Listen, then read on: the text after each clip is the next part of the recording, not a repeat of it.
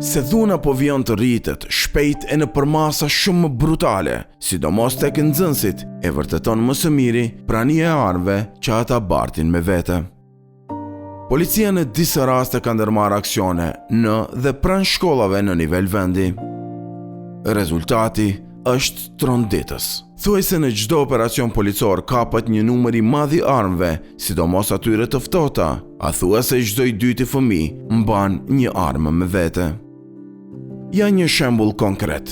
Vetëm përgjatë një operacioni policor në Ferizaj, të realizuar vitin e kaluar, forcat e rendit gjetën tek fëmijët gjithë këto armë që po i shihni.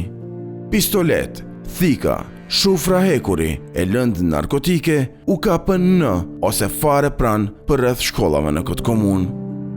Ku është shumë shqetësim i madh që gjithë ky qarkullim i armbajtjeve pa leje është pjesë e komunitetit shoqërisë tonë, e sidomos ku është kaq e lehtë e qasshme që këtu armë të bien durt e fëmijëve dhe ata të mrinë të kryejnë krime aq trona. Është e pamundur prindi me pas kontroll kur sot shumë lehtë me një shumë modeste del edhe në trek të vetura mundesh me ble një armë.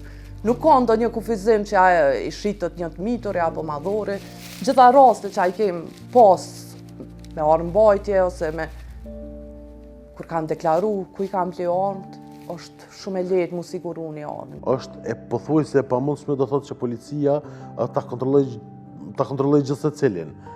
Tash në këtë situatë çfarë është e nevojshme? E nevojshme është që të funksionojë një sistem adekuat për mbrojtjen e drejtave të fëmijëve, në atë mënyrë që të ketë një monitorim proaktiv të nxënësve, një raportim efektiv të secilit incident, të secilës problematik, të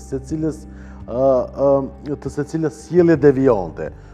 Policia e Kosovës ka të angazhuar, bazuar në planet e veprimit dhe planet operative, edhe zyrtar civil në rrobat civile, të cilët operojnë në shkolla dhe përreth shkollave, me vetëm qëllim që të afrohet një ambient i sigurt për nxënësit që frekuentojnë ato shkolla, e që zyrtarët policor hetues në rrobat civile kanë pas rezultate të shumta në këtë.